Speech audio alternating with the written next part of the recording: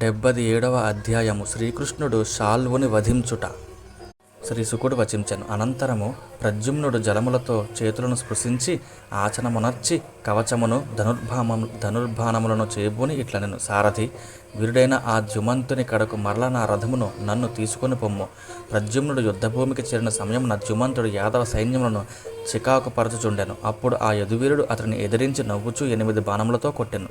ప్రద్యుమ్నుడు 4 శరములతో ద్యుమంతుని 4 రథాశ్వములను ఒకే ఒక్క బాణంతో రథసారథిని హతమార్చెను. 2 శరములతో శత్రువు యొక్క ధనుస్సును పతాకమును నేలపాలనొచ్చెను. మరి ఒక బాణముతో ద్యుమంతుని శిరస్సును ఖండించెను. గదుడు, సాత్యకి, సాంబుడు మొదలగు వారు శాల్వుని బలములను కడతీర్చిరి. సౌభ విమానమందున్న యోధులు అందరూ గదుడు మొదలగు వారి విజృంభణకు కంఠములు తెగిపోగా వారు సముద్రములో పడిపోయిరి. ఇట్లు యాదవ వీరులను శాల్వుని యోధులను పరస్పరము చంపుకొనుచు పోరుచుండిరి.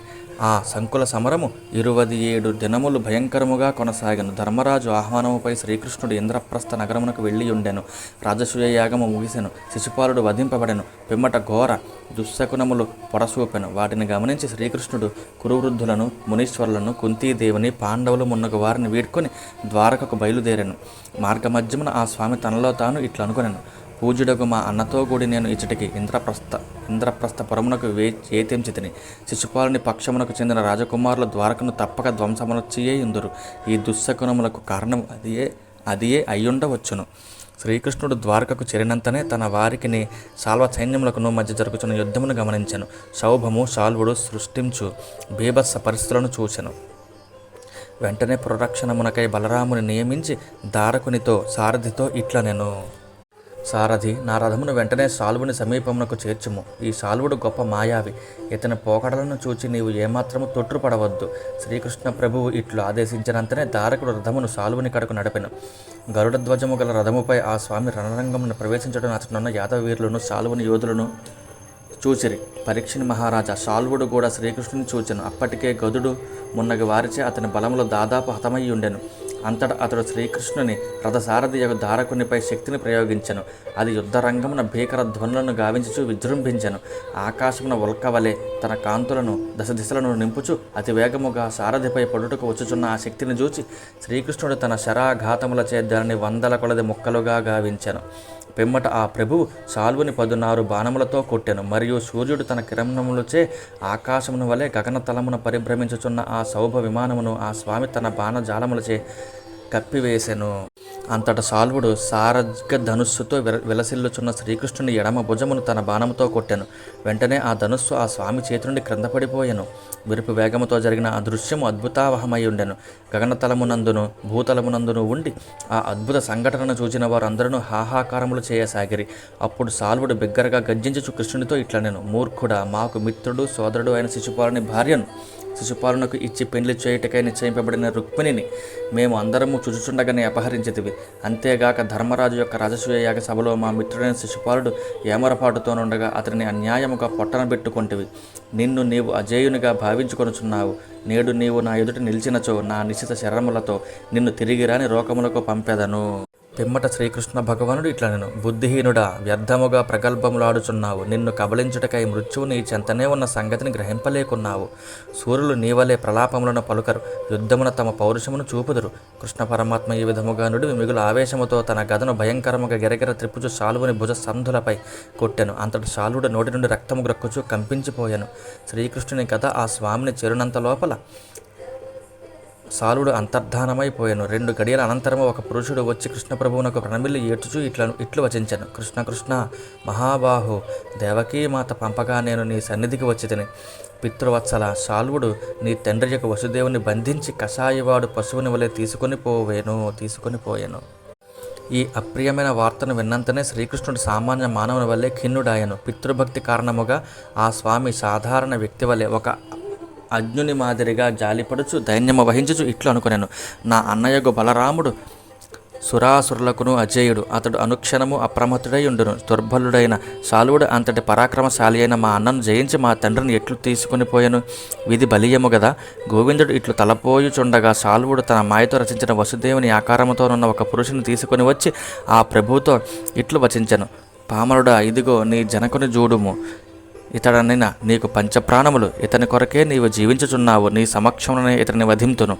సముద్రుడవైనచో ఇతని రక్షించుకొనుము. మహామాయావి అయిన శాలుడు ఈ విధముగా శ్రీకృష్ణుని భయపెట్టి మాయారచిత వసుదేవుని యొక్క శిరస్సును ఖండించను.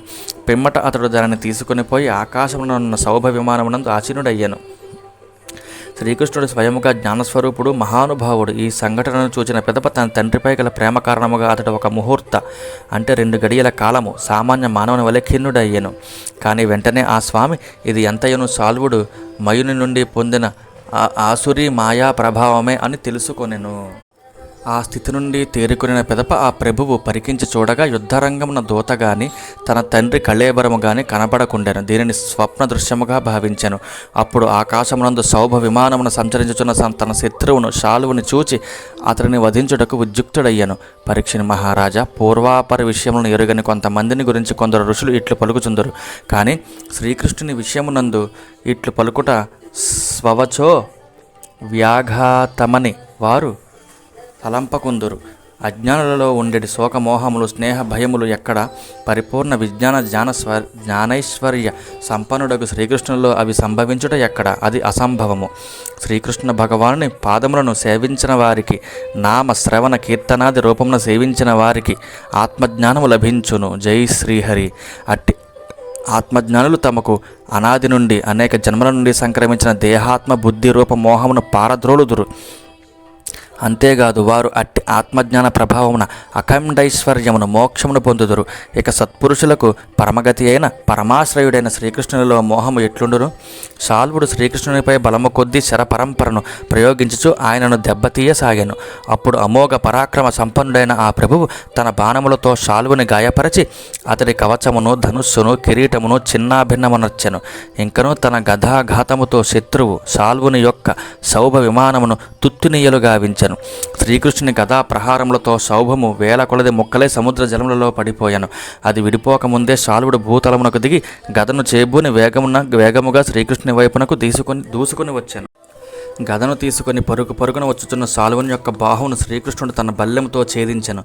పిమ్మట శౌరి శాల్వుని సంహరించుటకై ప్రళయకాల సూర్యుని వలె వెలుగొందుచు అద్భుతముగానున్న తన చక్రమును చేపట్టెను. అప్పుడు ఆ స్వామి సూర్యునితో కూడిన ఉదయగిరి వలె శోభిల్లెను.